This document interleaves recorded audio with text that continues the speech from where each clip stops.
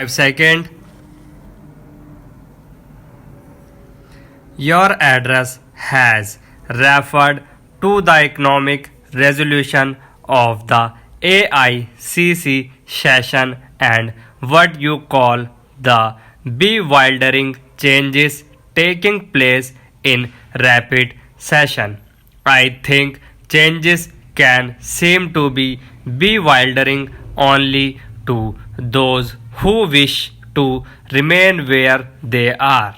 Those who wish to go ahead see the changes as part of the changes which are coming about in the entire world. And while you may complain that changes are taking place too fast, let me tell you that there are many in the country who feel that the changes are not taking place fast enough. I do not dispute. In fact, I have said so many times that the private sector has made a substantial contribution in bringing about rapid industrialization and in broadening and diversifying the industrial base of our economy.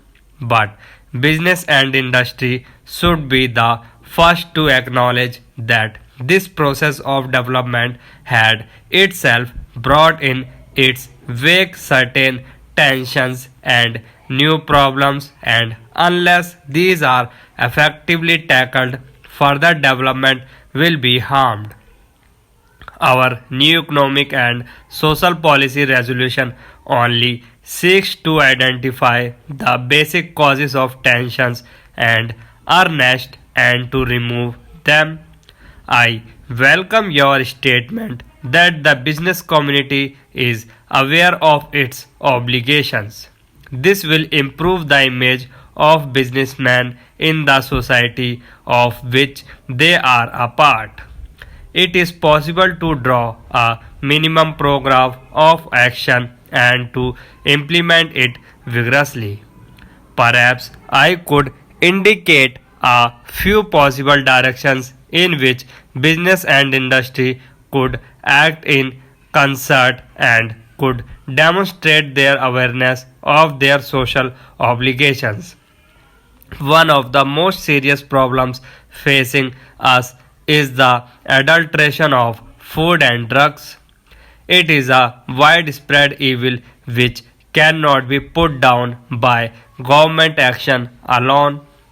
Enlightened sections of the business community could mount a campaign against this evil, which not only deprives the consumer of the value of his money but in many cases poses a positive health hazard.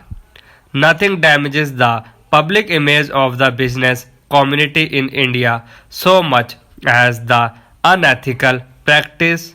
Another social evil is rather a complex of social evils.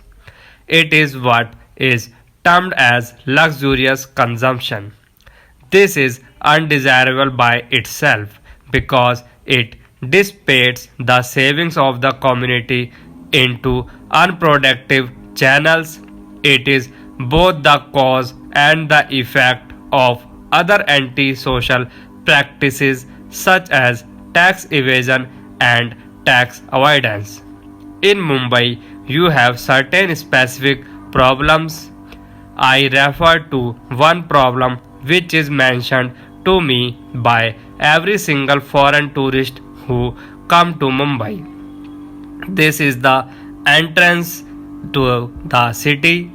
Now, this is something which I have mentioned to the Chief Minister on every drive into the city and at practically every public forum where I have spoken. And I think this is a matter which the citizens of Mumbai should take up on a large scale. Whether it is the women's organizations, whether it is the business community or anybody else. I think that if everybody acts together, it can be tackled. It is not a very large area, and I do not think that finances alone stand in the way.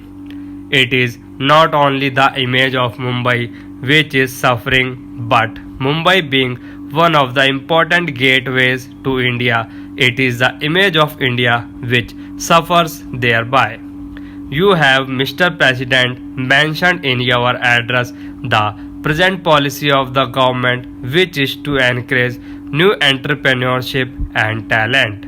But what have businessmen done to identify and promote such talent of which there is no dearth in the country? The bigger business and industrial establishment, by trying to foreclose profitable lines of business and sometimes by seeking to produce everything under the same roof or in aligned establishments, succeed in keeping out new talent from entering the business field.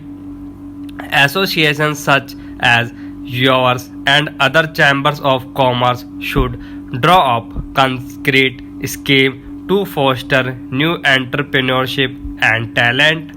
One suggestion which was made at the last meeting of the custodians of the nationalized banks was that some of the senior and professionally qualified executives in bigger establishments who have the necessary skill could step out and start small scale enterprises to provide employment to young engineers and other technical personnel. They will, of course, get all help from the financial institutions in the public sector. Business associations could also play an important and more active part in encouraging businessmen and industrialists in the industrially backward areas. As regards the organizational setup on the new nationalized bank, I think there is hardly any need for me to reiterate the assurance which I have already given, that is, that we do not propose to set up a top heavy organization, and we do envisage maximum possible freedom and flexibility of operation of individual banks consistent only with certain board social objectives, and that the functioning will be completely insulted from extraneous political influences. But we do envisage that the bank should function as an active instrument for the furtherance of the economic and social objectives.